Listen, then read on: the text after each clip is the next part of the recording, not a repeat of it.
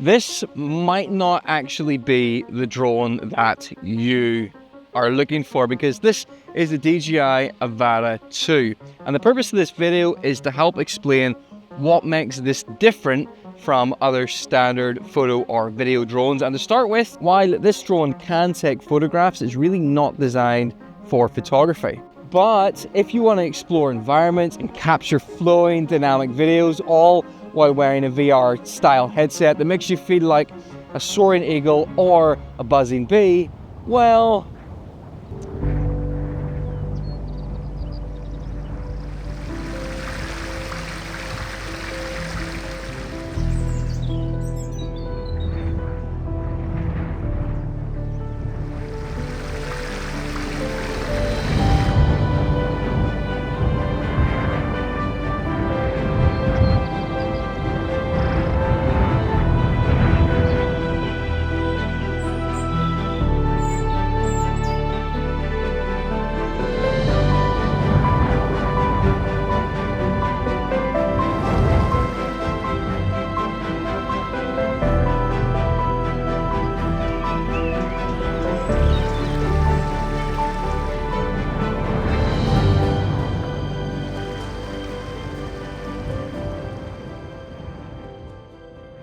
the Avata 2 is what's known as an FPV drone, and FPV stands for first person video, and that means this drone is designed to be flown while you wear a headset, and inside the headset is a screen, and you see what the camera on the drone sees as you fly. So it's almost like you're a bird when you fly it. You can feel the roll, you can feel the dives, and that first person seat, that front row seat of the flight, allows you to get a lot more swooping, dynamic flights and closer flights than you'd probably be comfortable getting with a normal drone. Now, there are quite a lot of other differences between this and a standard photo video drone, but for me, I think the most significant ones that you need to know are as follows. One, this has got a much wide angle lens. This has a 12mm equivalent lens.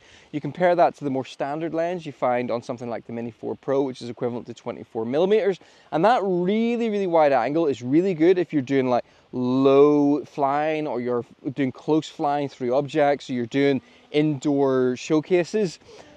But it doesn't look so good if you're flying high over an environment, because the wide angle makes everything look kind of flat. It can remove some of the drama when you're not actually up close and personal to the landscape. Two, instead of the stabilization on this drone being on a 3-axis gimbal, the way it is on a standard photo video drone, it is on a single axis gimbal, which only tilts up and down, and then it stabilizes the footage using digital stabilization.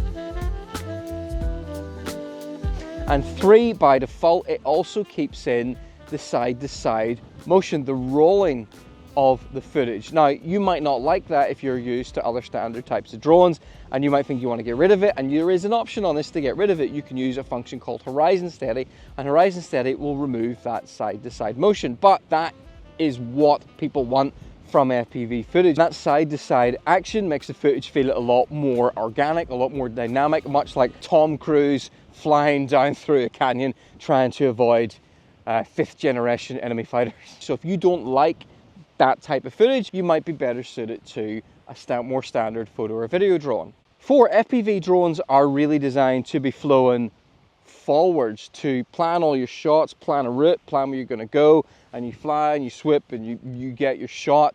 What they're not so good at are things that standard photo video drones do really easily, such as just panning left to right, or orbiting, or even reversing. You can get it to do all those things, but it depends what your controller you're using, and it's a lot more difficult. Something I should point out is that in some countries there's legislation that says when you fly FPV, you're supposed to have somebody else with you acting as a spotter. The idea is if you have these goggles on, you're not going to be fully aware of your surroundings. You might not see an aircraft coming in from the distance, or some people or something like that. So that is, you know, something you got to keep in mind. The Avata has a takeoff weight of 377 grams, and that puts it into a different weight category than the mini series, which are sub 250 grams. And that can mean that in some countries, you're going to be subject to extra restrictions. So something to be aware of. My favorite new feature with this drone is quite simple. It's not a physical feature, it is the video quality, the image quality, because I was really disappointed with the original Avata. It just wasn't very good. The video quality felt like a cheap action camera, but this, they've upgraded it. It's got a new 1/1.3 inch sensor. It's the same size as sensor that is in the Action 4 Pro. It's the same size as sensor that is in the Mini 4 Pro, and it now shoots 10-bit video in D-Log. And now that you've got that D-Log, you can go in, you can color grade it, you can do a lot of work afterwards, and I find there's just a lot more leeway within the footage to push it one way or the other to get that look that you really want if you're more of a professional user. There are two control options when it comes to this drone. I've only got one of them here. I'll talk about the other one first of all. The other one is just the standard type controller that we're all used to. You fly it with your thumbs or you fly it with your fingers. And with this drone, that will let you fly it in a similar way to other drones. And it'll also mean that if you really want to, you can switch this drone into full manual mode. And when you fly in full manual mode, you got to relearn how to fly because it's very, very complicated. It takes a long time to learn how to do it properly, but that gives you full control over absolutely everything. And if you're really, really wanting to get into FPV flying, well, full manual is going to be for you, but you're going to have to commit a lot of time to learning it. If you don't have that time and you just want to get those cool cinematic sweepy shots soon, then there's this controller option. And this is my personal favorite controller option because it's just so simple. This is the new Motion 3 controller, and flying the drone it's just like you're flying a fighter jet. Not that I've ever flown a fighter jet, but you hold this controller in your hand, you have like a little reticle appears on the screen, and it's got a gyroscope built in it. So as you tilt your hand, the reticle will move around. You basically point the target wherever you want to fly, pull the trigger, that's your accelerator, and it flies. It's so cool that you just got to move your hand around and you can just swoop and fly and do all kinds of moves that you just could not do without spending hours and hours and hours learning manual controls. I love this thing. And if you're feeling fancy, there's even some options on here where you can hit a button and the drone will automatically do an acrobatic move. So if you want to get great shots with minimal effort, the Motion controller is probably the way to go. But if you want to dig deep into the full potential of this drone, then you're looking at the standard controller with manual controls and invest in the time to fly like that properly. And when it comes to flying, you now have up to 23 minutes of flight time with each battery that comes with this drone. If you buy this combo pack, you get 3 batteries, so that gives you nearly 75 minutes of flight time. Although in reality, the amount of time you get will vary massively depending on how you fly. If you fly in full manual mode at full speed, you might get 6-8 minutes out of a battery. If you fly gentle and slow, that's when you're going to get those 23 minutes. Now, if you're a really forgetful person like me on occasion, you'll be delighted to know that the Avata 2 has now got 46 gigabytes of internal storage. So it's got enough in there for a full day of filming if you're a bit of an idiot and forget your SD card. Not that I've ever done that more than 10 times.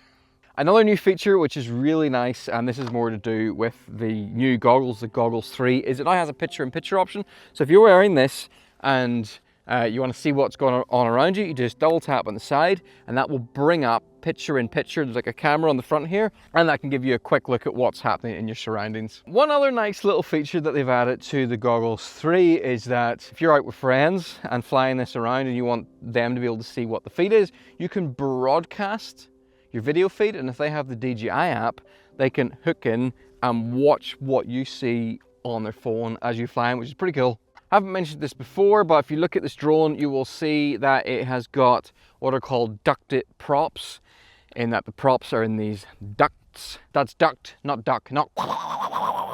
This means this drone is really well protected, both from it crashing into something. I've crashed this drone through brambles and twigs and all kinds of stuff like that. And because these props are covered, it won't snag in the same way that it would if they weren't covered. So you're actually less likely to crash when you're doing those low and slow shots and a little snaggle might come up and hit the drone. It tends to just brush through them, whereas if you have the exposed propellers, they tend to catch and snag, and yeah, it doesn't end well. Another advantage of that is if you accidentally bump into somebody or something you shouldn't if you're flying inside, it's much less likely to do damage. The Avata 2 has now got some additional sensors on it for obstacle avoidance, making it once more somewhat harder to crash. But you got to remember, if you're flying it in sports mode, these are not active. The quality of the transmission has been improved in this drone. It now has the 04 transmission with a theoretical transmission distance of 13 kilometers for 1080p footage. In practice, you're not going to fly that far, mostly because it would be illegal in most countries. But what that does mean is that in most flights, it means if you're flying behind trees or around buildings and things like that, your signal isn't going to cut out as easily. And that's something I personally find really useful. Now, you might have already decided the answer to this question, but if you have the original Avata, is this worth upgrading? For me, 100% it was, and probably for me, really 3 reasons. And the first and significant one is that improved quality of the footage. As I said, the first Avata, I was just disappointed with it, and I would never go out with just it on its own because I wanted something that had better visual quality, and I would only use the Avata for some shots. This changes that because the quality is so much better now.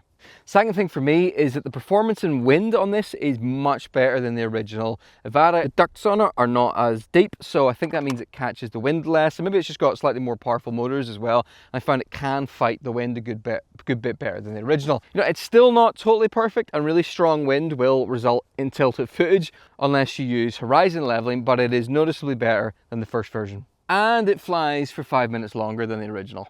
As I mentioned, it's got more visual sensors in it, so it's harder to crash. And then the other thing, it has that much more stable transmission. So if you're thinking of upgrading from the original Avata, I personally think it is a significant upgrade. Right, so who is this drone for then? And I would say it's for 2 categories of people. Filmmakers, first of all. It's for people who want to get those dynamic sweeping shots, flying fast down through landscapes or flying low and slow over rivers or through forests, and people who just want that really specific look of footage that you get with an FPV like this. The second category of person is, this is simply a drone for people who just want to feel like they're flying.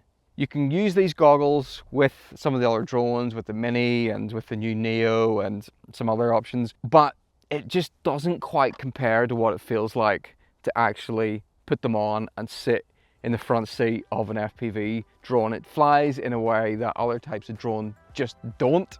And if you want to get that experience, well, this is going to be your only option. Hopefully this video has helped you make maybe a purchasing decision on this drone.